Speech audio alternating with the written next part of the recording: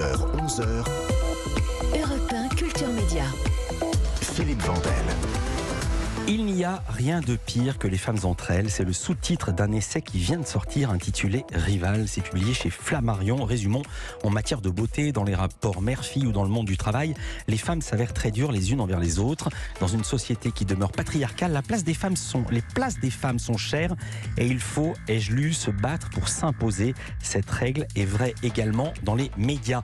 Qu'est-ce que le syndrome de la Schtroumpfette ? Pourquoi les femmes sont-elles rares et rarement plusieurs en même temps sur un plateau de télé ? Pourquoi une animatrice de télé met-elle volontairement en difficulté sa jolie chroniqueuse ? C'est un sujet tabou dont parle ce livre Rival. Notre invitée est l'auteur de cet essai, Marie-Aldine Girard. Bonjour. Bonjour. Vous êtes journaliste, rédactrice en chef de l'émission Le Grand Échiquier sur France 3. Vous avez notamment occupé ce poste à Ce Soir ou Jamais sur France 3 également, et 28 minutes sur Arte. Et vous êtes la co-auteure avec votre sœur Anne-Sophie du best-seller La femme parfaite est une connasse, qui a été un carton libriste et sorti en 2013.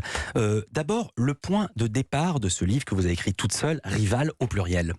Alors le point de départ, c'était une volonté d'écrire sur la sororité. C'est un mot que je voyais de plus en plus souvent apparaître sur les pancartes, dans les manifestations ou dans les articles. Et quand j'en ai parlé autour de moi, on m'a dit c'est bien d'écrire sur la sororité, mais il n'y a rien de pire que des femmes entre elles.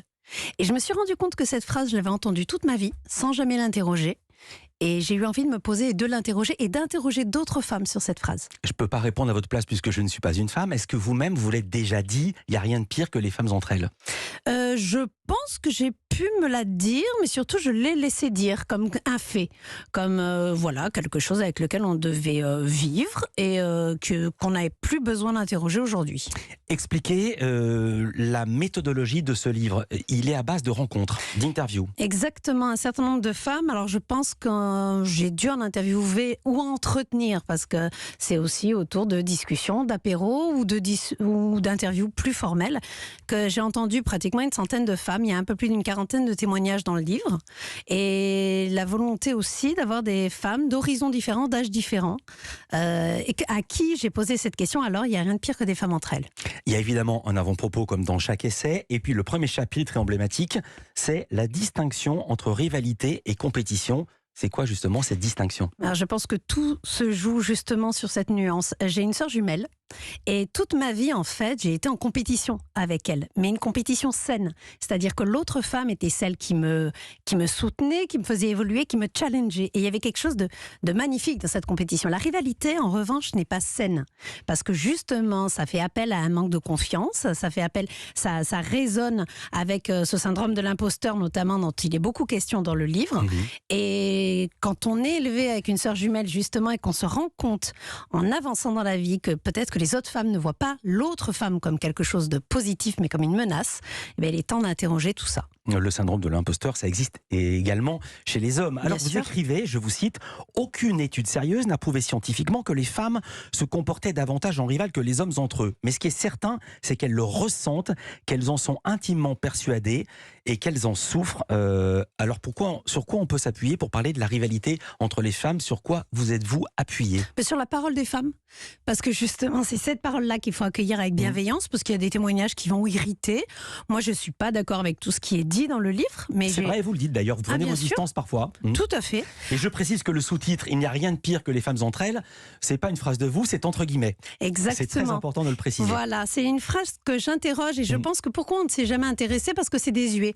Comme tout ce qui vient du féminin, très souvent qui est accueilli comme quelque chose, voilà, elle se crêpe le chignon, oh là là, c'est des histoires d'adolescentes. Non, en fait, c'est important. Ça va bien au-delà d'adolescence. On est ici une émission média. Comment la rivalité entre les femmes se manifeste-t-elle dans les médias ? Vous avez des exemples ? Bien sûr, parce que quand on parle de thèmes comme celui des médias, en fait, on se rend compte que les places sont chères. C'est-à-dire qu'il y a beaucoup moins de femmes dans les médias, qu'elles doivent effectivement jouer des coudes pour se faire cette place, et que la bienveillance, effectivement, n'est pas de mise. Quand on arrive à une certaine place, alors que ce soit à l'antenne, ou que ce soit à la direction, ou que ce soit en tant que rédactrice en chef, comme je suis aujourd'hui, voir une autre femme arriver, on la voit comme une menace. On sait qu'elle peut potentiellement nous prendre notre place.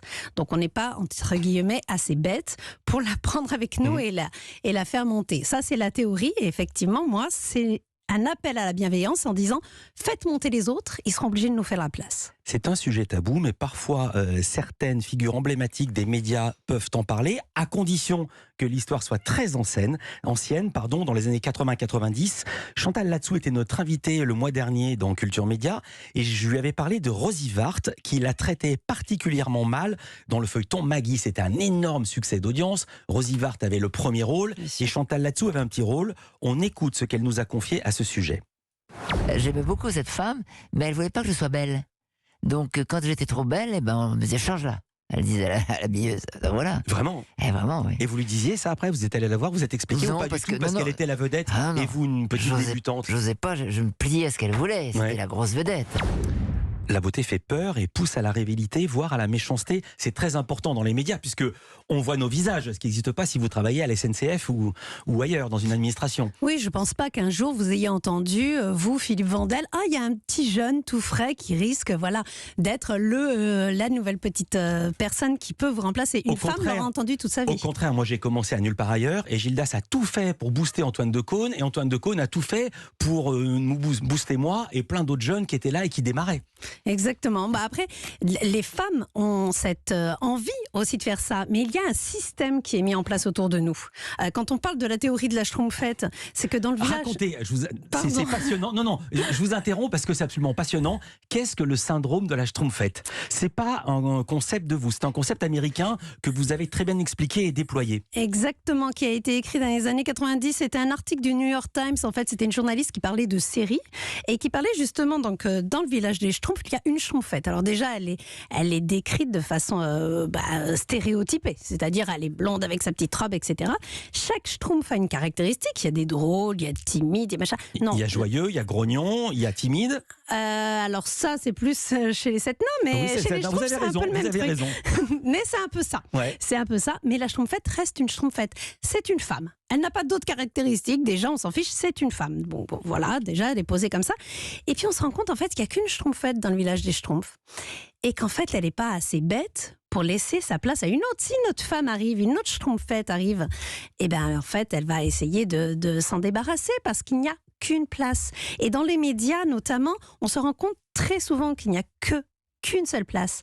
Et ça explique le fait qu'on voit l'autre comme une menace. C'est pas qu'on est mauvaise, la méchante, etc. Pas du tout. C'est qu'en fait, il y a tout un système qui est mis en place pour ne pas nous permettre en fait d'être plusieurs. Je donne un exemple très précis. On discutait autour d'un plateau d'humoristes. Vous voyez, où on réunit différents humoristes pendant 1 heure à la télévision. Et à un moment, je donne un nom et on me dit « Ah non, c'est bon, on a une femme ». On a une femme. Il y avait 10 humoristes à trouver. Donc en fait, on avait nos petites catégories. On en a déjà une. Il y avait une femme. Il y avait une femme qui avait été bookée, ça suffisait. Ça faisait le quota de la Schtroumpfette. Exactement. Et bien sûr, tout ça participe à voir l'autre comme une menace. Et vous racontez aussi l'histoire d'une humoriste que vous ne citez pas, qui exigeait de sa société de production qu'elle ne produise pas d'autres femmes qu'elle. Exactement, mais en plus, en ayant discuté, ce n'est pas une humoriste, c'est beaucoup d'humoristes. En fait, c'est quelque chose. Et moi, encore une fois, je ne les pointe pas du doigt parce que, en fait, elles ont raison quelque part. C'est ce qui arrive. En fait, c'est que, effectivement, s'il y en a plusieurs, comme les places sont chères, quand il y a une seule place, par exemple, sur un plateau d'humoristes, elles avaient raison de ne pas faire monter les autres, jusqu'à maintenant. Mais pourquoi on ne ferait pas un plateau d'humoristes avec 3 femmes ou 4 femmes? Parce que c'est les hommes qui les organisent.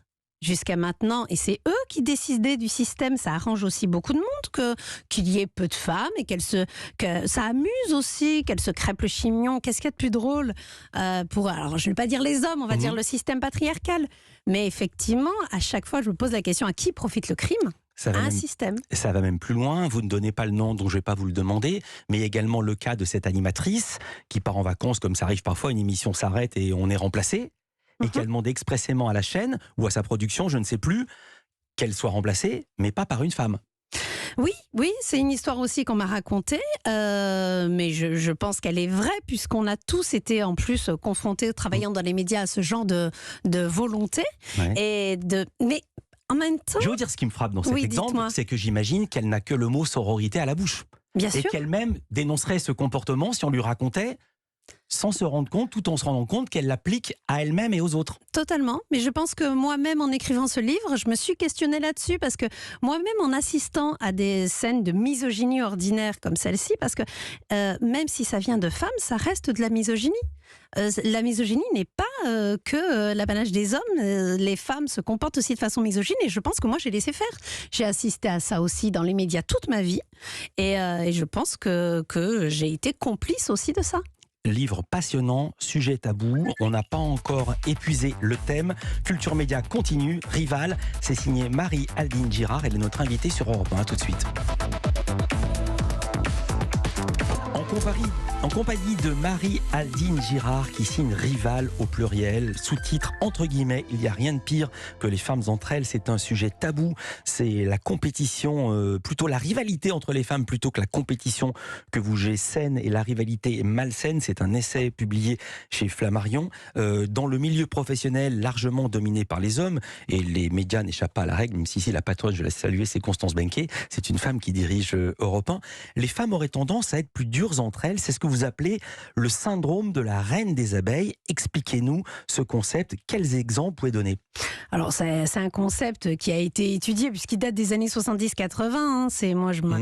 Voilà, je fais juste référence parce que j'ai été surprise, voire choquée par les chiffres.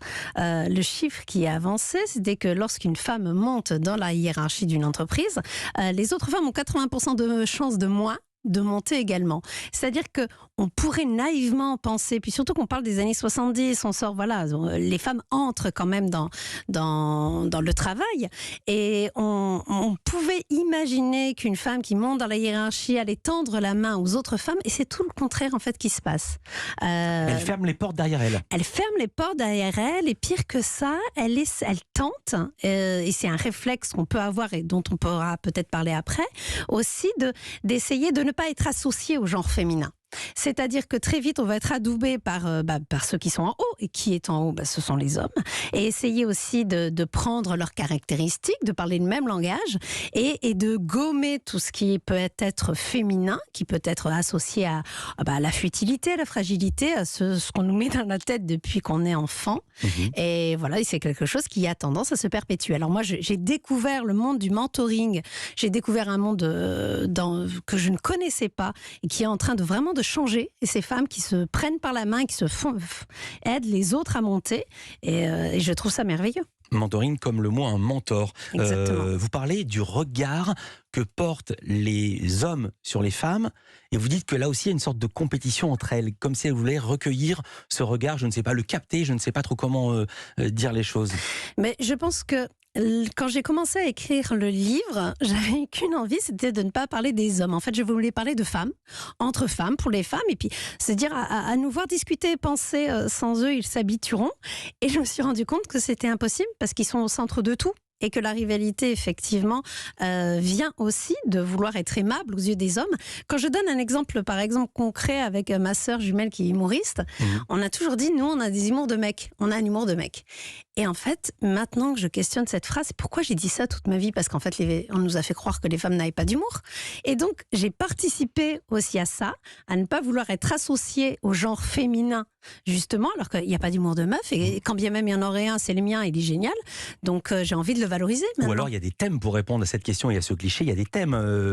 Si une fille parle de ce qui se passe en dessous de la ceinture, elle va tout de suite passer pour une fille facile, alors qu'un garçon peut faire des blagues et après aller au dîner dans un restaurant tranquillement. Tout à fait. On va entendre une archive, puisqu'on parle du regard et de la rivalité entre les femmes qui sollicitent le regard des hommes. C'est Agnès Varda, on est en 1977, Agnès Varda, immense cinéaste, c'est dans l'émission Passage des Arts, on l'écoute et on en parle. La tendresse envers les hommes passe par la tendresse envers les femmes. J'allais dire, il faut déjà que les femmes que nous sommes apprennent à se reconnaître entre elles comme non compétitives, non salopes, disons, en gros. Et à partir de là, automatiquement, la tendresse se fera envers les hommes aussi. Le film a ce site particulier qu'on n'y voit pas beaucoup les hommes. Mais on ne considère pas qu'ils sont nos ennemis, voilà, c'est ça.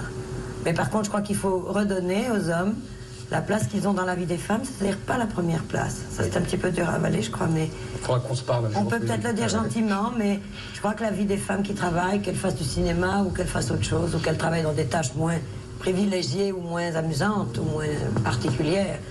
La vie des femmes est faite de beaucoup d'autres choses que l'amour des hommes. Oh, cet extrait, il m'émeut, je le trouve incroyable.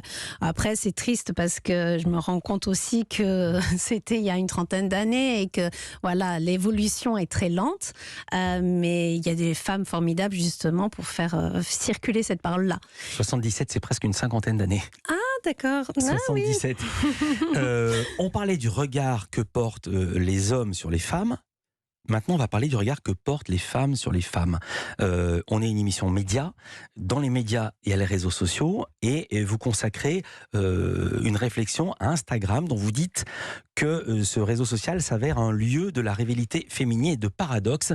Et vous citez Lucie, elle a 24 ans, je pense que c'est pas son vrai prénom, vous avez raison de la protéger. Racontez la manière dont elle like les photos de ses copines. Ouais, elle m'explique qu'elle est la première à critiquer et elle utilise le terme bitcher justement sur les photos de ses copines, mais qu'elle se force à liker parce qu'elle sait que sa copine va voir le like, alors que derrière elle critique ou alors elle te dit oh mon Dieu qu'elle est vilaine sur cette photo et elle commente devant moi oh ma belle mais tu es magnifique sur cette photo et en fait on se rend compte de toute la schizophrénie du truc dans lequel on est rentré et justement les réseaux sociaux exacerbent tout ça. Expliquez ce paradoxe. D'autant qu'elles disent en plus, je ne sais plus si c'est la même ou une autre, qui raconte que ça la fait souffrir de voir les gens qui étalent leur bonheur sur Instagram, mais qu'elle ne peut pas s'empêcher d'y aller. Ce qui me paraît pour moi hors de l'entendement, du bon sens. Si quelque chose fait souffrir, je ne le fais pas. C'est impossible. C'est parce que vous n'avez pas les réseaux sociaux. Si vous aviez Instagram, vous pourriez comprendre. Je ne pense pas qu'il y ait quelqu'un qui me dise qu'il n'a jamais ressenti ça quand on arrête Insta, qu'on n'a pas une petite boule au ventre en se disant donc ils étaient à cette soirée. Mais ils ont une vie merveilleuse. Tout le monde est beau, tout le monde a une vie incroyable et nous, ça nous renvoie à notre vie de merde. Et effectivement, parce qu'à ce moment-là, c'est le sentiment qu'on a. Et on a cette petite boule au ventre. Alors, je ne veux pas faire de généralité, mais oui, je peux. Est-ce que c'est symptomatique des réseaux sociaux ou est-ce que c'est symptomatique encore plus des femmes sur les réseaux sociaux? Parce que c'est ça le cœur de votre sujet. À chaque fois, je me suis posé cette question et je me suis dit, ce n'est pas le sujet du livre, parce que je pense qu'effectivement, les hommes pourraient, mais libre à eux d'écrire leur livre à eux, mais effectivement, là, c'est concentré sur les femmes. On est une émission média, ça fait 2 fois que je le dis, mais c'est parce que c'est la vérité. Il y a également aussi parfois la rivalité féminine qui est exacerbée par la presse. La presse adore titrer sur la rivalité des femmes. Je me souviens que quand Claire Chazal et Laurence Ferrari présentaient les journaux de TF1, ça faisait les choux gras de la presse alors qu'elles s'entendaient très très bien. Et ça avait été monté par la presse écrite pour vendre du papier. Je me souviens de cette couverture, la rivalité des blondes. D'un seul coup, qu'est-ce qu'on va faire? On va les mettre en rivalité alors qu'on ferait jamais ça pour un homme. Mais il y a cette difficulté. Pourquoi dans les médias? C'est aussi parce que c'est un métier d'image et que les femmes qui vieillissent ne plaisent plus à la direction. Une femme, le nombre de fois où j'ai entendu on la prend, elle est plus fraîche, elle est fraîche. C'est un mot que je ne peux même plus entendre. Même venant de la part d'une femme. Mais même venant de la part d'une femme. Moi, je sais que ma sœur jumelle est humoriste et elle est comédienne et elle me dit, mais c'est pour rigoler, mais elle dit pour une femme, c'est comme pour un chien, il faut multiplier par 7 l'âge. C'est une souffrance, c'est quelque chose effectivement qui sur lequel il faut se pencher. Et travailler. Marie-Aldine Girard, merci d'avoir été avec nous. Rival, essai passionnant sur un sujet tabou. C'est sous-titré « Il n'y a rien de pire que les femmes entre elles ». C'est publié chez Flammarion. Merci d'avoir été en direct dans Culture Média. Merci à vous. Nous, on va se retrouver avec la journaliste Isabelle Uturburu. On parle d'un tout nouveau programme sur Canal Kids. C'est une émission pour les enfants, mais faite par des enfants également. Et puis, on va retrouver Bruno Donnet pour ses télescopages. À tout de suite sur Europe 1. L'émission référence sur les médias. C'est Europe 1 Culture Média.